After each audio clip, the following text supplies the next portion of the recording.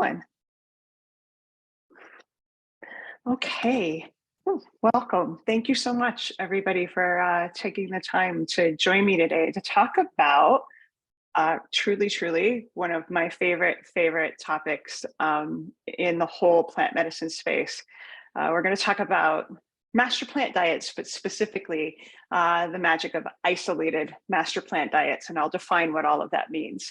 But this is one of my favorite topics because master plant diets are the experiences that have brought me the most profound results, insights and downloads and healing. And I always describe this process as like if you've seen the movie The Matrix and they have that ability to just sort of plug in and download something like how to fly a helicopter. This whole process, this ancient shamanic process of master plant diets is a little bit like that.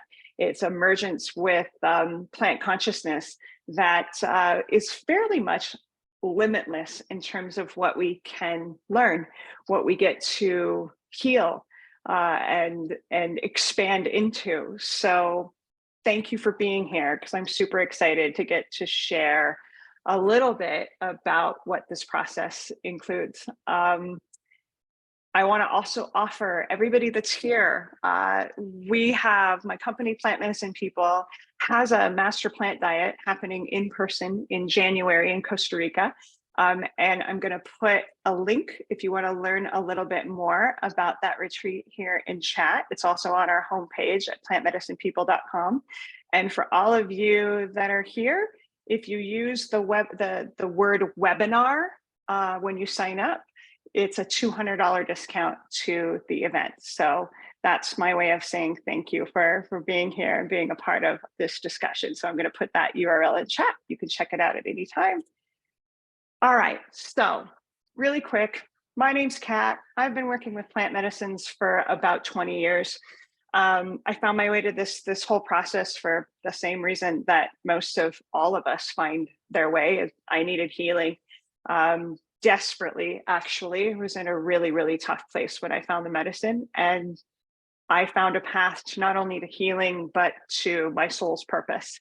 And I worked with the medicine for about 2 to 3 years before I experienced my first master plant diet, and that was a game changer for me. Once I got to merge with the energy of plant consciousness in this way, I pretty much like devoted my life to being of service to the plants because it rocked my world. So what is a master plant? Oh, by the way, and I got the honor and privilege of learning how to hold diets myself. In addition to carrying ayahuasca and wachuma, I probably held several hundred diets by now, maybe more. I don't know, both in person and remotely. And not only is it my favorite thing to experience for myself, it's my favorite thing to hold space for. And I know I've even got to guide some of you on diets that are here today. So this is just an extremely special process. And so what it is, the best way I can give language to the process of a master plant diet is it's essentially a marriage between the consciousness of us, the human being, and the consciousness of the plant that we work with. Master plant, as a definition, is kind of subjective. Everybody's got a different sort of idea of who our master plants are in the world. But in a sense, it's any consciousness, any plant consciousness is considered a master plant if they are, ancient teachers, and if they seem to have a vibration of wanting to work with human beings. Because if we think about it, plants, each of them have their own unique consciousness. Not all of them want to be of service to human beings.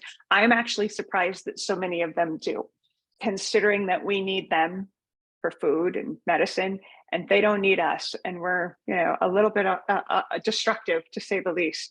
But yet so many of the plants are very honored and happy to support us in our healing and our evolution, in part because the more we heal, the more we treat the planet, them, with love and respect. But not every plant is a master plant. There are a lot of plants that are just considered like culinary plants. There are a lot of plants that are master teachers, but we almost never diet them because they might be deadly. Like, I don't think we diet poison hemlock. That would be a one-time thing. So there's a lot of plants that are incredibly powerful, but they're not necessarily considered master plants because for one reason or another, they don't work well with human consciousness. But again, everybody's got a different list. I'm actually the book I'm writing right now is an encyclopedia of master plants because I feel like there are hundreds of them all across the globe. It's just that the process we're talking about today was born in the Amazon, was created in the jungle. And so the traditionally worked with master plants are all jungle plants, but there are master plants all over the world. And I have had the honor of holding master plant diets with, I think, plants from every continent except for Antarctica. So we don't have to stay with the jungle. There are some amazing jungle masters, but it's not required. But that's basically the agreed upon definition of what a master plant is. So now the diet process, what is this all about? Like I said, it's basically a marriage between the human being and the plant itself. Now, to give you some context, the difference between a master plant diet and say microdosing or having a cup of rose tea at the end of your day is the language I give that is when we're microdosing or just kind of casually working with a supplement or a plant. That's dating the plant. Getting to know the vibration. It's beautiful. Like getting to learn about the personality and the attributes and the superpowers of the plant. But it isn't the all-in experience of a diet. And I always say, if you've never dieted a plant, you don't really know it. Because I've done diets with plants like cacao that I thought I knew who she was until I was in the diet container and she blew my mind. So it's just the most intimate experience of getting to learn about who these beings are on a conscious level. The process, there's two ways to do it. The old school traditional way of a master plant diet is the isolated version, is what we're talking about primarily today. It's in person, completely unplugged from this world, ideally no phones, no computers, nothing to tether us to technology and to our regular existence. And it's basically a minimum of 7 days. It can be all the way up to months, just depending on what you're working on. But typically a teaching diet, a master plant diet that's all about learning and a little healing and expanding, 7 to 10 days, a remarkable amount can happen in that time. So an isolated plant diet, the old school way of doing this is in person, and it's essentially your only job is to work with the plant all week. Whereas a social diet or a dieta suave, which is a soft diet, there is a way of doing this process out in your regular lives because not all of us can unplug and head to the jungle or someplace remote, nature, and make it our full-time job and give our full attention. So the modern day way of working with a master plant diet is you can do it remotely. In both cases, it's really important to have somebody guiding it because there is a really ancient, powerful way of holding the diets. And I'm going to walk you all through what that means here. But that's why I call it, if you're working with a plant in your everyday life and it's not held in a diet way, well, you're dating the plant. But when you want to marry the plant, you need a wedding officiant. You need somebody to create the sacred container, to hold it, to protect it for the duration of the diet, and also to help you sort of connect the dots around what's happening. Because if you've ever sat in a plant medicine ceremony, you're well aware that these beings, they work in very mysterious ways. They teach us in ways that we don't expect, because if our minds were able to anticipate what was going to happen in these spaces, we wouldn't even need the plants themselves. We could think our way to healing and enlightenment, and we know it doesn't work that way. So to have a guide that keeps the entire experience connected and safe, and to help you, to help figure out the integration and to put together what the messages are around the communication of the plant. It's priceless. It's really important. So the process looks like this. We choose the plant based upon one of two things. Either there's a plant in your field. Like when I did a master plant diet with Rose, I felt like she was stalking me for a period of time. Everywhere I went, there were images of roses. And I finally got the message that she was inviting me to have this experience with her. So sometimes it's abundantly obvious. There's a plant in your field and you can't get away from it. And you feel this calling to learn more in this container, to merge with the spirit of that plant. More often, though, what happens is you work with a practitioner and you say, okay, these are my 2, 3 core intentions. I'm working with this physical healing, this emotional principle, like whatever it is that you want to get out of the experience of the diet. You bring that to the shamanic facilitator. And the way that I do it is I recommend 3 or 4 plants that I know meet those intentions, that align with those intentions, and that I personally know I'm capable of working with.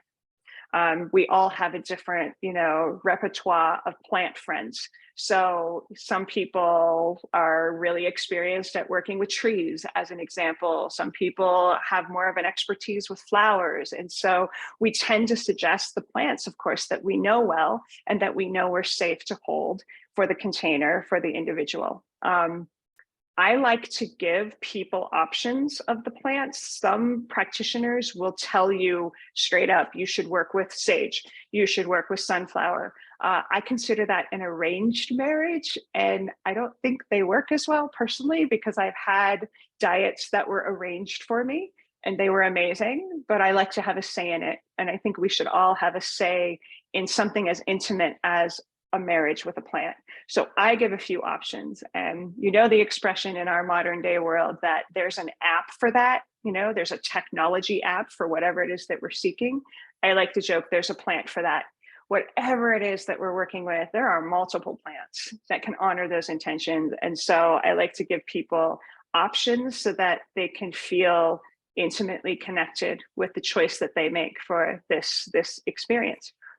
The duration of a master plant, plant diet, I mentioned in an isolated setting, it's 7-ish days all the way up to months if you're working on deep healing. For a remote diet, I suggest a minimum of 2 weeks, because it's going to take longer for the plant to take root and for these experiences to unfold, simply because it's not your full-time job. When you're doing a remote master plant diet, we're also handling our lives, which are busy and full. And so 2 weeks is a sweet spot to start with. Sometimes people devote longer than that. A month is amazing. But in an isolated setting, since it's our full-time job to just focus on the experience of the diet, a lot happens in a very short amount of time. So it's much easier to let the magic unfold because there aren't distractions. And typically an isolated master plant diet involves periods of noble silence, of like not talking and really going internal and connecting with the process that the plant is bringing up. So a week may seem like a short amount of time, but so much can happen in the isolated setting with a master plant diet.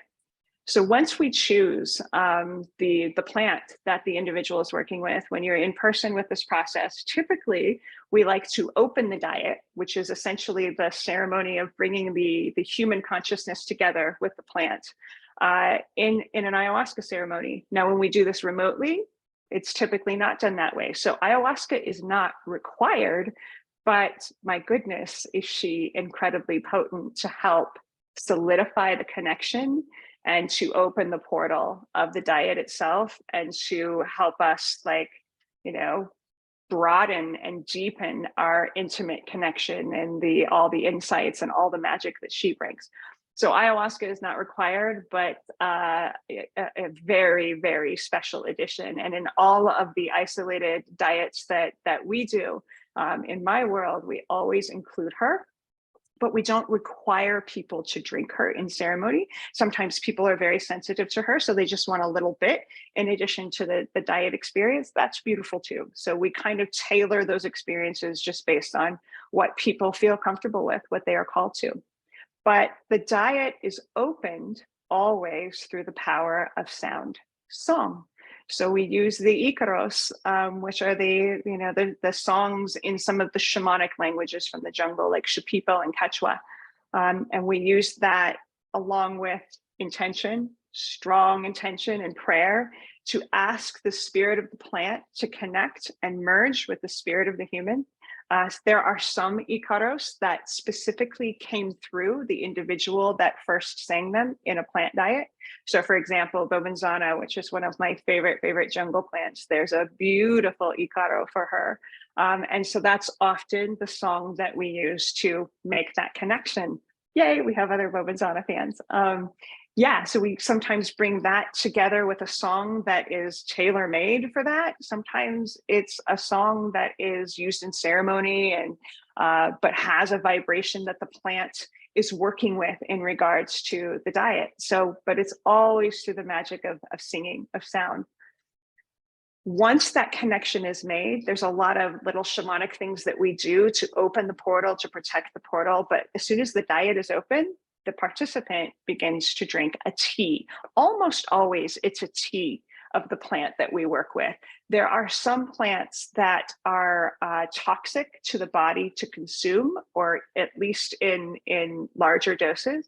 So there are some diets that we work with essential oils or smokes more primarily. So basically any of our senses can connect and merge with the plant. It's easier for us, I think, psychologically to feel a connection when we are actually consuming the plant. So like I said, in almost all of them, you're going to drink the tea or a decoction of the plant that you're working with.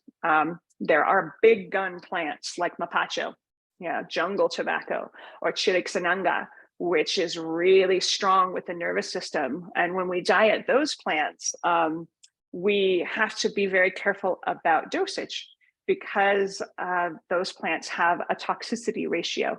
And so the body can get overloaded, which is another reason why it's really important to have a guide when you're working, especially with plants like those, because we need to know how to create that big experience of connecting with them, but not overdose on something that could literally, like tobacco, could be deadly. But yet the tobacco diet is magical and empowering, So it all depends. Like if you're working with a flower like rose and lavender and a lot of the plants that are non-toxic, essentially, that the body adores, we joke that it's all you can drink. So in that case, it's really up to the participant and how much they want to consume of the plant itself. But I can tell you, it's not a game of quantity. It's not about the more you consume, the stronger you feel the plant. In fact, I've had diets where I barely consumed any of the plant and I was deeply connected. Because as with anything in the shamanic realms, it's a lot about intention and the subtle energy body connection. So, but we're all different in terms of our sensitivities and even in the individual relationship with the plant that we're working with. But the guide that you're working with will know dosage and frequency of whatever plant that you're dieting. And so the core of the diet itself is about sitting with the plant, talking to the tea, feeling, listening, receiving, just being in that container. And so in the isolated diets that we do, there's a couple of days of noble silence where really that's what it's all about, is merging with the plant. We love to do flower baths every morning, which is essentially like bathing in warm water that is that contains the plant that you're dieting with. In some, ours included, the master plant diets, there's ayahuasca ceremonies that happen throughout the experience. Again, it's not required, but she is a potent teacher herself and adds a lot to the experience. So it's really beautiful to be in a container where you get to work with your master plant every day, multiple times, bathing in it, smelling it, drinking it, as well as working with ayahuasca as a partner to deepen that connection. But, regardless, you spend whatever time you have with your plant, and it's really magical how they end up honoring our intentions in one way or another. I can give you some examples. The longest diet I was ever on was a year with sage, remote diet, not isolated, because I had zero concept of spiritual safety. And I was apprenticing and on this path. And so my teacher in his wisdom said, sweetheart, you need to work with sage and you got to give me a year, because he basically painted it as life and death. And I understand that now. He wasn't being dramatic. By the time I was done with a year-long diet with Sage, I felt pretty much invincible. I now know how to hold my space and to be sovereign and to not let energies enter my field. I had no clue how to do this before. I did an isolated diet once with Lavender. That's where I learned to meditate. She taught me the actual vibration of stillness with presence. My monkey mind got schooled by Lavender in the most magical way.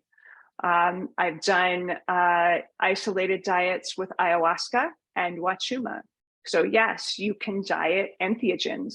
They're the big guns too. Definitely not good for a first diet typically. But yeah, you can deeply connect with the entheogenic plants. I've also dieted blue lotus, real name blue water lily, twice. One of the most powerful, mind-blowing, wildly feminine, incredibly intelligent plants I've ever connected with. So there's just so many different possibilities and stories around how these plants help us. They really help us remember who we really are. They bring us back into a space of experiencing our interconnectedness with nature. We are nature, right? But also, you know, helping the body, like helping to heal the traumas that we're carrying. Like you name it, there's a plant that can help us in the process. And so the process of the diet also includes a lot of sacrifices that we make in order to connect with them.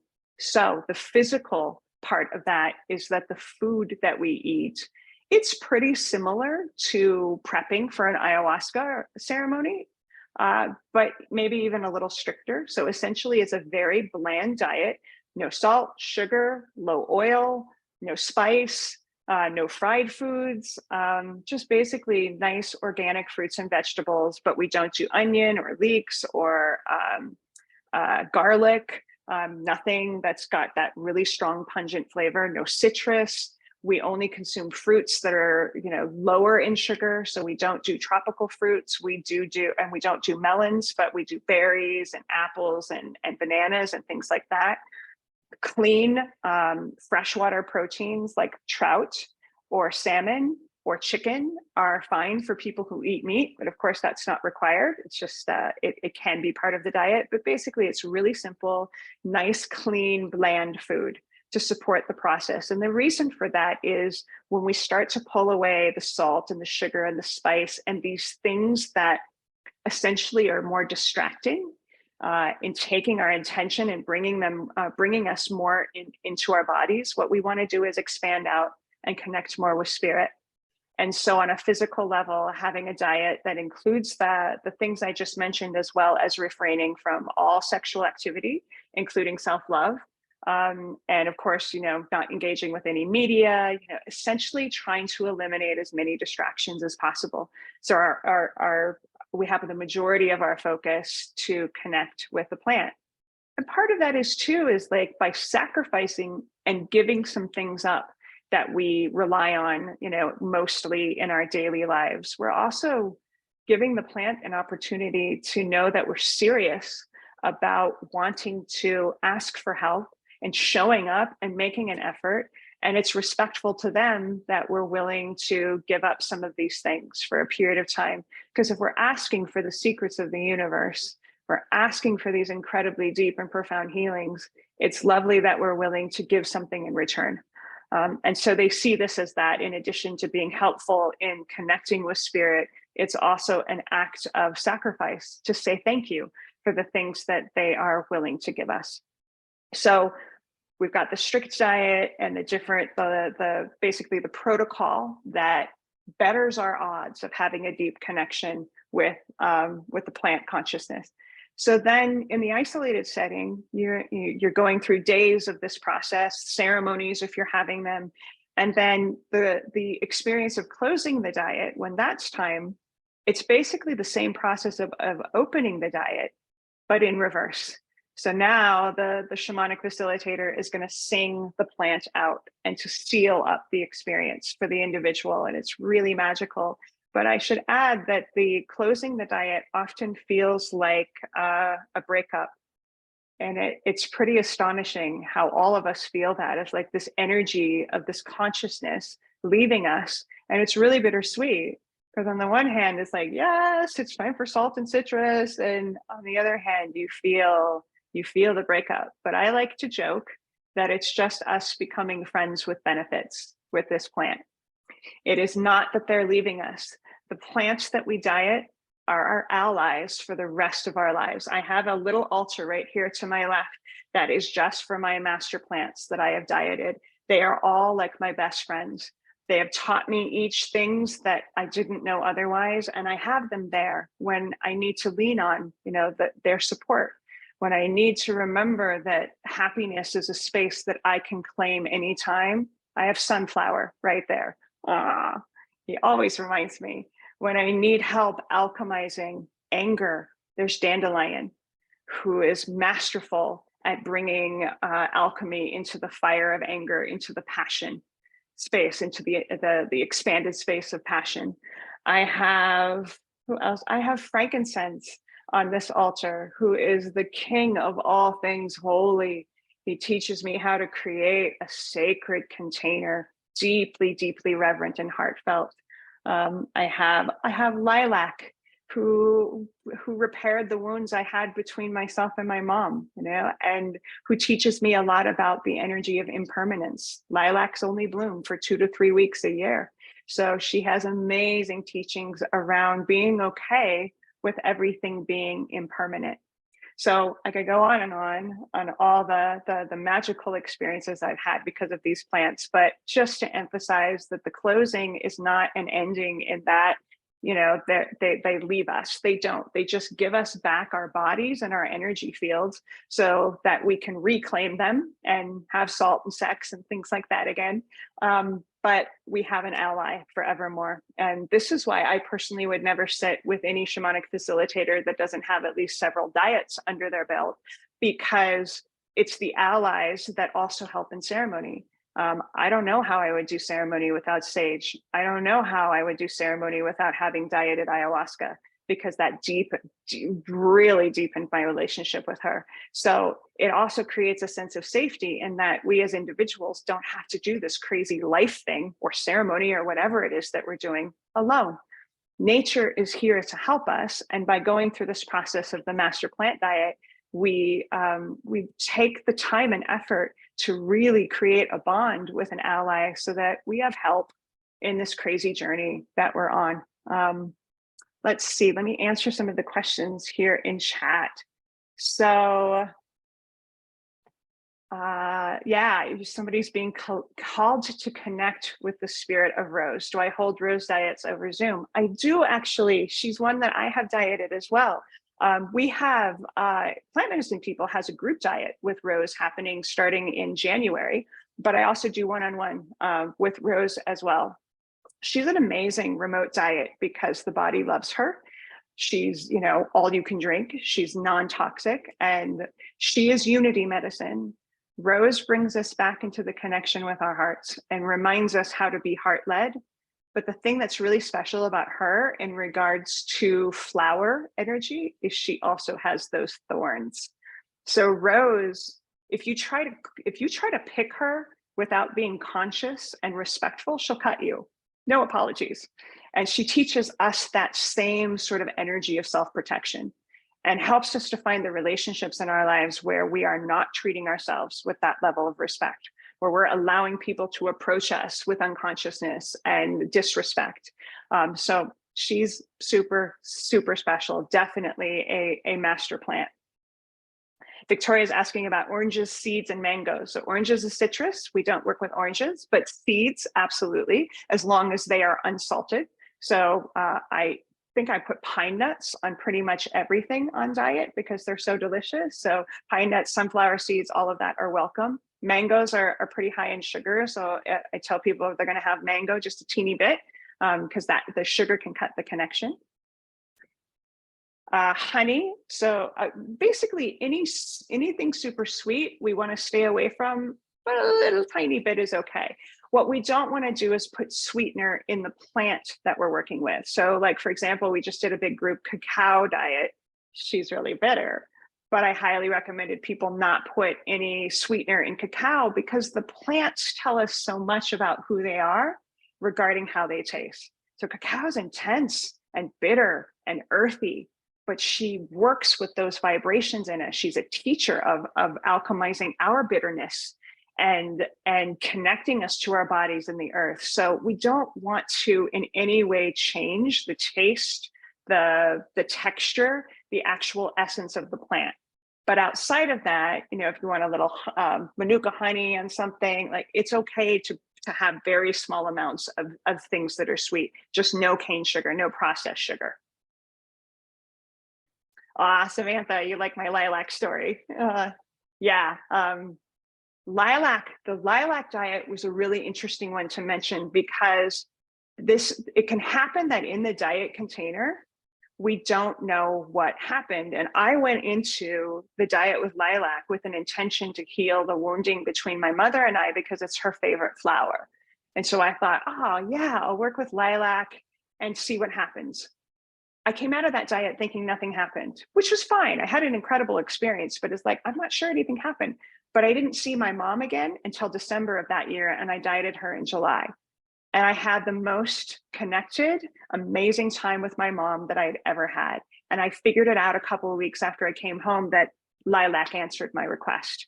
And I didn't know it until I was around my mom's presence. So there's an example that the magic didn't really hit me until months after, in the essentially the integration part, where I realized, wow, the effort I put in worked its magic yet again. So that's an important story to share, just because sometimes it takes us a little while to catch up with what happens in this beautiful energetic container. But yeah, lilac is an amazing, amazing diet. Okay, so Katie's asking, what about dating before marriage during dieta? So I think what you mean is, like, is it okay to date the plant before marrying it in a diet? And the answer is absolutely yes. But when we choose to do a diet, we want to abstain from connecting with the plant for at least a week.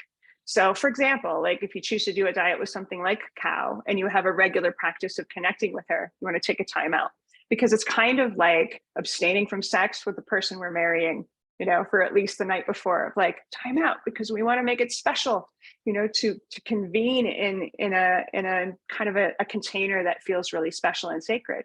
So if there's a plant that you're curious about, and you're like, well, maybe there's a diet coming, but let's just date it to begin with. Absolutely. But if you feel this tug, which is typically a calling, just like when we sit with ayahuasca, this calling to have emergence with the plant, you can date it first to see if that feels aligned. Because in some cases, no, we don't have to go through the process of an intense master plant diet in order to get the magic of the plant, but the plant will let us know, if a diet feels most appropriate. And then you can, make the arrangements to get married, basically. Jamie's asking, what does Blue Lotus teach us through diet? Oh my goodness. Let me bring her up. So Blue Lotus is known as the flower of enlightenment and the flower of intuition. So she's very unique in the plant world, because the vast majority of Blue Lotus lives underwater. She's got the flower on top and this little tendril that goes all through the water, all the way down into the muddy earth. And so she is actually, she has the honor and the distinction of being what we know of anyway as the first psychotropic plant that was used in sacrament in the mystery schools. There's evidence that there are vessels that are over 10,000 years old that have remnants of a psychotropic brew that included Blue Lotus. So she's kind of a badass. And she is an initiator into the mystery schools, into reconnecting with the remembrance of who we are beyond this physical consciousness, in addition to being the most profound teacher of intuition, of trusting intuition that I have ever encountered. She's bossy, she's direct, she's not an easy diet, because she's very, very, she makes herself very clear, very known, and she has a lot of particulars that she likes in diet. She also works with the sacral chakra. She's a sex magic teacher, which is interesting, because we work with her in a diet where we're celibate, but that doesn't mean we're not working with our Kundalini energy. That doesn't mean we're not unlocking our superpowers of our sensuality. Honestly, the list of things that Blue Lotus works with is pretty much limitless, but those are the core elements of getting us out of our minds out of the mundane, the limitations that we typically have in our day-to-day. And she's absolutely incredible. So how can one book with me for a one-on-one rose diet? Yeah, the information, if you go to plantmedicinepeople.com and click on coaches, I'm the first coach, and there's opportunities to book sessions and to do one-on-one diets. You can also just email me at kat@plantmedicinepeople.com, and I'm happy to share with you the whole process and put together a protocol doc so that you know what you're getting into exactly. But just reach out to me, I would be honored. Let's see, what is my suggestion for identifying my plant if you feel connected to more than one? Yeah, good question. Those of us that have this bug of doing this process frequently, we usually have a long list. In fact, I have a little post-it note right here that is all of the plants that are currently on my list for dieting. So to choose which one to work with, it's really going to come down to your intentions of what is in your heart.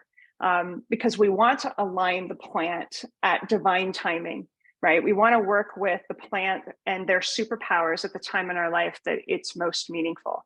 So if there's more than one plant in your field, we typically just align it with intentions. However, I will add that there are some facilitators, myself included on rare occasions, that will combine more than one plant. You know, sometimes it makes sense, like if you're going to work with a stimulant plant during the day, to also have a sedative plant at night to balance energies with the nervous system, as long as they are compatible. So every now and again, we can put more than one together if it makes sense for what you're working with, and if it makes sense in terms of the vibration of the plants themselves. But I think it's easier to only work with one plant, simply because when we involve more than one consciousness, it can make it really confusing for us humans as to what the heck is going on. Like, is this lavender talking to me? Is it rose? What's happening? So it simplifies the process a bit to really just focus on one plant. But occasionally, like, you know, sometimes people go to the jungle with cancer. And so they want to bring in 2, 3, even 4 plants to really like amplify the healing, because time is of the essence. So we break these rules when necessary. But as a rule, one is easiest, and we'll figure out which one feels most aligned if there's more than one in your field. So to expand on that, you said, Laura, that you love the scent of lavender, but to digest, you love licorice and basil and other plants. And so, yeah. So the other piece that I'll add that we do, we're going to ask the plants themselves for permission. So if you said to me, okay, I've got lavender, I've got licorice, I've got basil, sometimes the best way to find out who you should work with is to ask them, you know, to sit. And I'll sit with the 3, I'll call those 3 spirits in and say, who most wants to work with Laura? Because in every single case, I'm going to ask for permission from the plant. Just like we wouldn't force somebody to marry us. Like, we want to make sure that there's a yes from both sides. So that's a really beautiful way to do it too. If they all align with intentions, we'll sit and intuit which plant says yes, because it becomes pretty obvious. How does the masculine feminine archetypes play into diets? Great question, Katie. So some of the plants are very obviously feminine. I've never heard anybody reference lavender as masculine, right? Like, some of them are really obvious. Same thing in the masculine sense. However, the plants are super dynamic. So for me, for example, sunflower came in super masculine, but other people receive the energy of sunflower as really feminine. I think we're all right, because they can be very dynamic and they work with us in whatever way that we need them to be in that space and time. And some plants, like I dieted a jungle plant called Ahosacha. Ahosacha works with the subconscious, and it's an absolutely non-binary plant, very clearly a balance of masculine and feminine, and could appear in either way. And I reference Ahosacha as a they, not a he or a she. But all of us are different, you know, in how we define that. So you might hear people completely disagree with that. I don't think they're wrong, but I don't think I am either, you know. So plants like rose that sort of symbolize the divine feminine, almost everybody, you know, I've ever heard agrees that that's a feminine consciousness. But again, I really honor what the individual who's merging with that energy feels. And so, you know, a plant like Ahosacha can teach us different elements of the archetypes of masculine and feminine. You know, they could show us where we have blockages around our relationship with our femininity or masculinity or both. So the archetypes come into play just based on the vibration of the plant themselves and what we're working with. But great question. Okay, so Victoria is asking, what happens when you feel migrating muscle tightness, increased anxiety with cacao? It's been happening like that for you for 6 months. Well, yeah, she's a stimulant. Cacao works with the heart, and any plant like Wachuma and cacao that works with the energy of the heart, it works with contracting and expanding, because that's exactly how the heart works.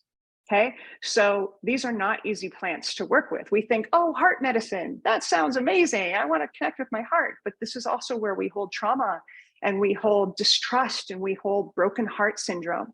So what you're going through, it's very common to experience anxiety with cacao because she's also going to ramp up the nervous system. And if there's trauma that is buried in the nervous system, which many of us have, and she's going to bring that to the surface, and it often can create an experience of anxiety. Cacao, for me, is a fine line between feeling energized and feeling edgy very quickly. So, you know, that's why with a plant like cacao, if you're working with her in a diet, we're going to be really careful on dosage, because the deeper that we go in a diet, the more sensitive we become, the more connected to the plant we become. A little goes a long way. No, so we would want to look, like if you're having anxiety with cacao, we'd want to look at what she's bringing up specifically. Anxiety around what? What's happening in your body? Like she's trying to communicate something. It isn't an accident, but it takes some detective work to decipher the messages of the body and the messages of the plants. But since she's a stimulant, what you're describing is very common. Okay, I think I got to all the questions in chat. If you have any more, please, I'm happy to answer anything.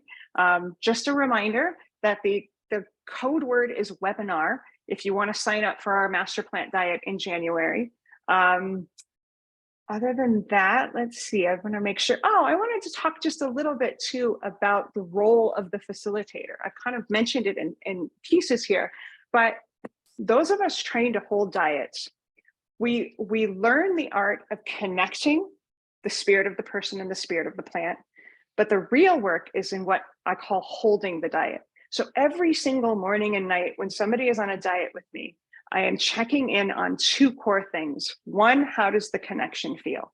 Especially with remote diets, stuff happens. We accidentally have a cookie at the holiday party, you know, and it makes this feeling of disconnect. Or somebody cuts us off on the freeway and we go into a road rage thing and the plants are like, ew, yeah, I don't want that vibration. So when I check on somebody's diet, I'm feeling into the strength of the connection, because life happens. Even in an isolated setting when we don't have a lot of distractions, it can happen that the plant sort of pulls away because being human is intense and difficult. So in that case, I sing her back in, or him or them. You know, I make the connection between the person and the plant again, using the power of intention and song. It's no big deal. Life happens. It's not like the plants are punishing us. It's just they like a certain vibration, and our world doesn't always provide that. So we call it fixing the diet in the Shipipo language. It's like just to reconnect it. And the other thing I'm always checking in on, are there messages? Sometimes the plant will use the person holding the diets as the messenger to say, hey, tell them about grandma's spaghetti. And I'll say that and it'll be meaningful to the individual. You know, it's just passing a message that maybe isn't getting through in the diet. So holding the diets involves a lot of presence. And so I only do 4 at any given time remotely. And then in person, we have a team of us just based on how many people are there, because, you know, we all have limits to how much we can hold in our container and how much we can listen to. It is important that the facilitator have a deep relationship with the plant that they're holding a diet for. It is not required that they have dieted that plant. But if I have to Google a plant that someone wants to work with, we're not going to do a diet, because I need to have a deep relationship. I'm also really blessed that I trained as a master herbalist many years ago. And so I make tinctures and medicines with all kinds of different plants. So I have a long list of plant friends, but I've dieted, I think 25 plants by now that I know in that way. So it's not required that your practitioner have dieted the plant, but they got to have a relationship. They got to have some sense of knowing. Otherwise, we don't know how to receive the communications from the plant. We don't know how to set up a safe protocol, which is really important, and how to titrate and make sure that it's a safe experience for the individual. Let's see. And the other role, of course, of the person holding it is to disconnect, which sounds easy, but it all depends on how deep the person and the plant went. There are times when I'm trying to sing out a plant and they are so sticky and embedded in the energy of the individual that it is like a tooth extraction to get that plant to let go. Sometimes they don't want to leave, which is really quite beautiful and endearing. Sometimes they're already out. They kind of knew that it was time, but some of them are sticky. For example, trees are a huge consciousness, like oak tree, man, super big diet. And when I end or close a diet with a tree, it's typically a long process of singing, whereas like a plant that's really airy, like lavender, I can just merely suggest it and sing it in, boop, out she goes. So some of them make us work for it in terms of really reclaiming that physical space. So you just want to have a facilitator that's trained in the whole process of opening, holding, and closing diets. It's actually deceptively challenging.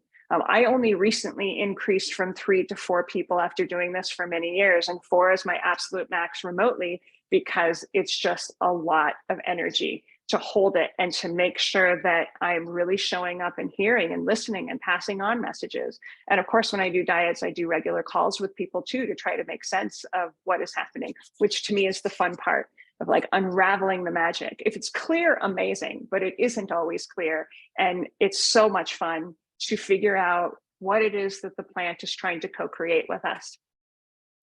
Let's see, how long are remote diets? So the ones that we do are a week, 7 to 10 days.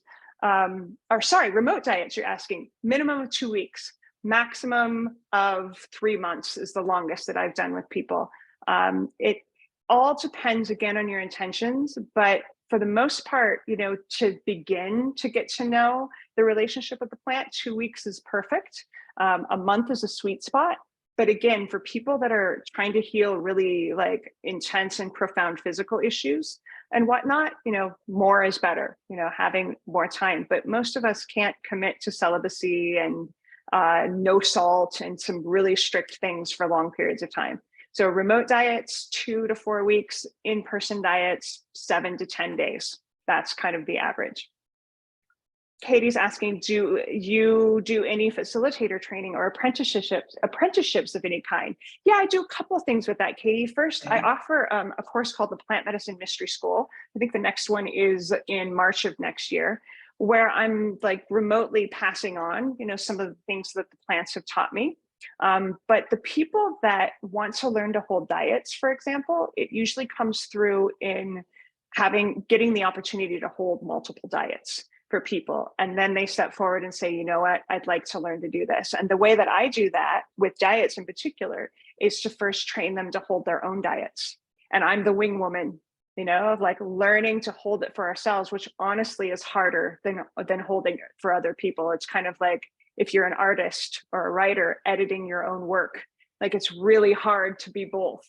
But if you learn to do that, then it just kind of opens up the possibility for holding it for other people. And so, yes, I love empowering people to learn to do this process and to pay it forward. There aren't that many people that are trained in the Western world, especially to hold diets. So I am honored to pass that along, because one of the things I haven't mentioned about this process that I think is so magical is it's available for everyone.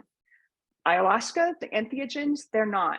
Right? Like there's a long list of reasons why people might not want to or even be capable of working with something like ayahuasca. Master plant diets, especially when they're not worked with the entheogens, are available to anyone, even if you're on SSRIs, even if you have a heart condition. Like there's nothing that someone could come to me with that is prohibitive across the board. We'd have to be really selective about which plant to make sure it's supportive, but there's a plant available for anyone if they want to do this process. So that's pretty special, because you can't say that about the ceremony work.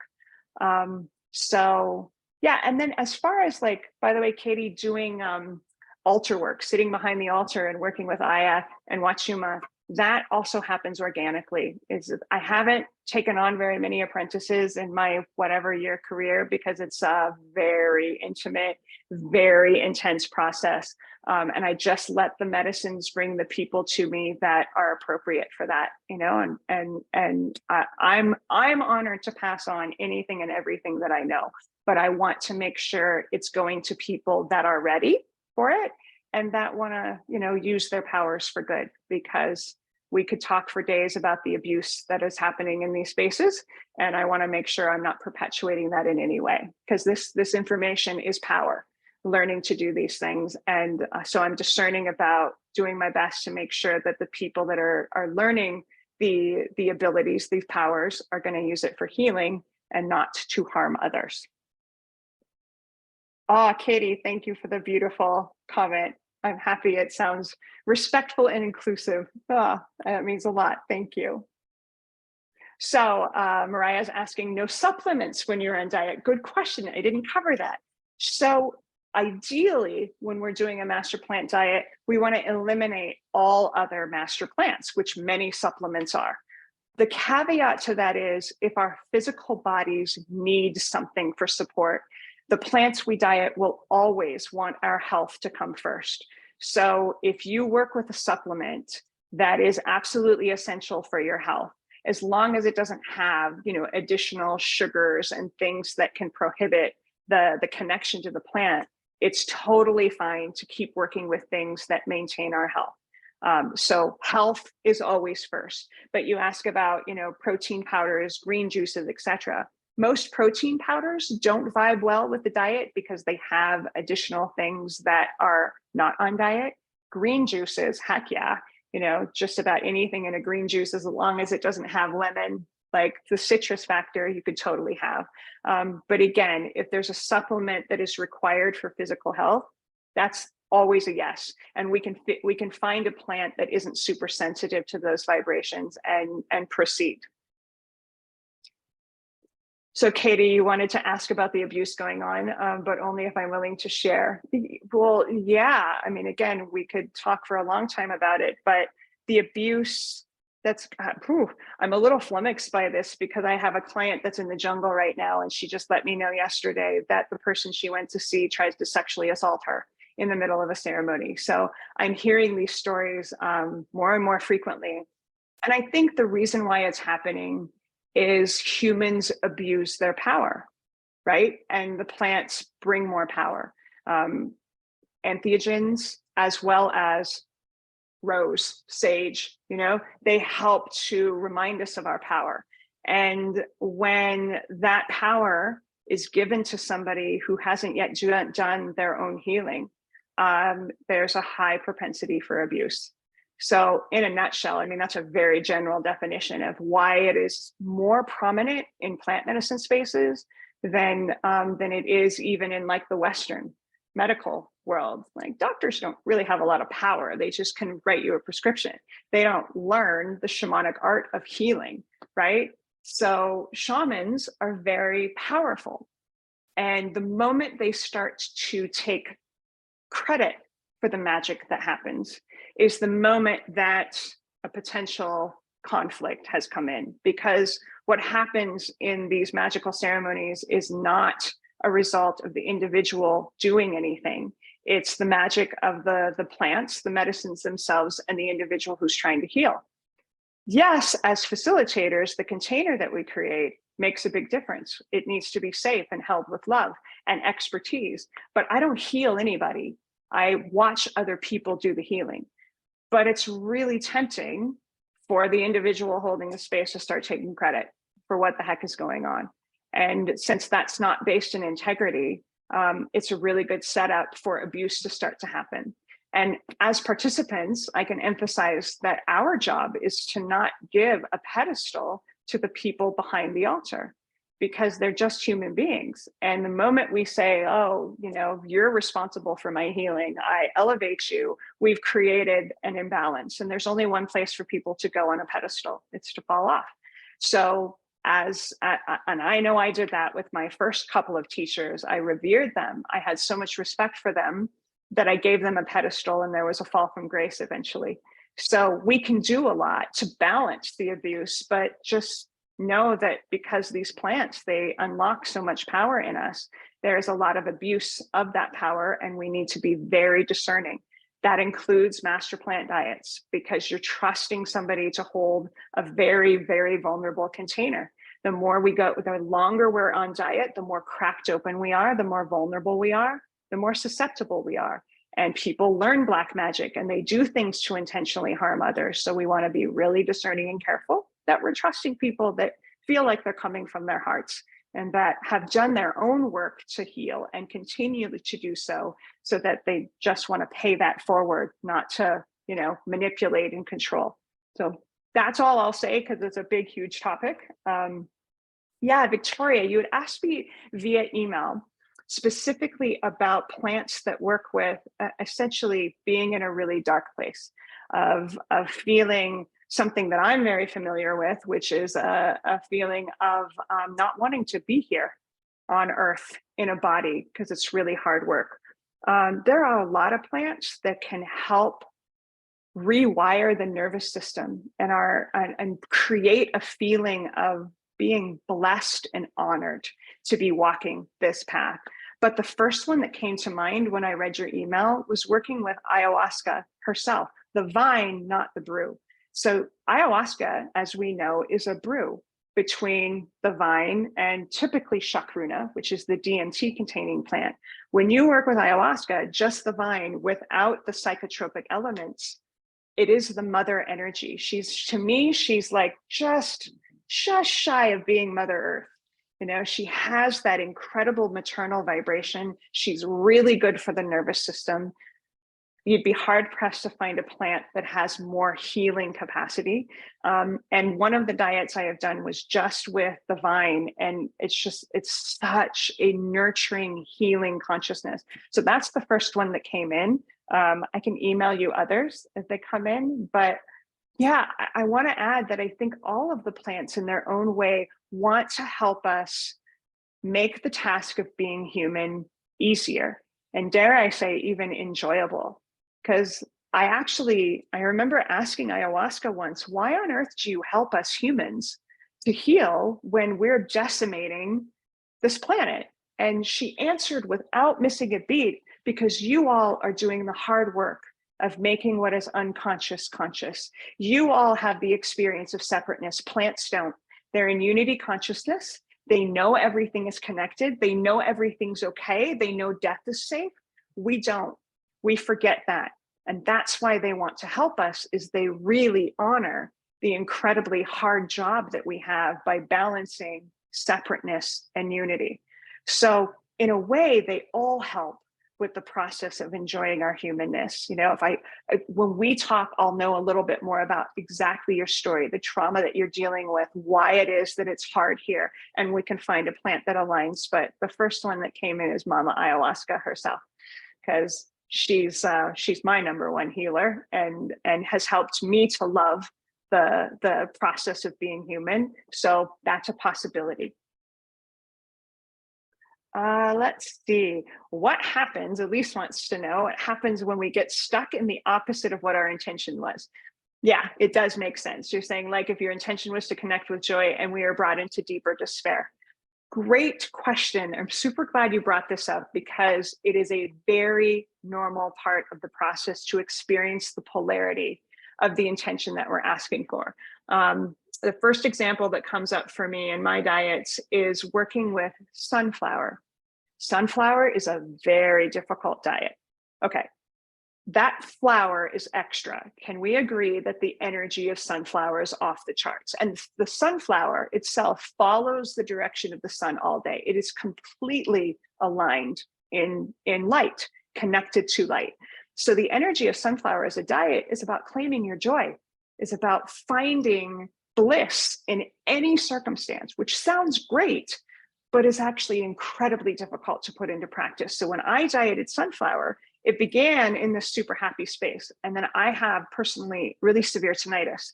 and hearing loss. And I had this massive spike that sent me into suffering.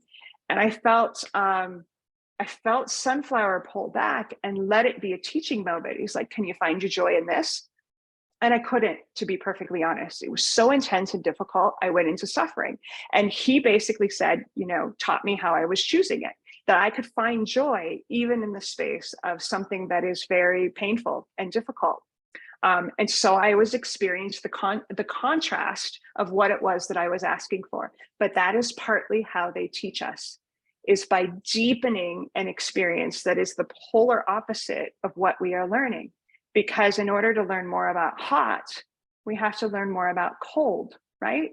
So there is a balance in this.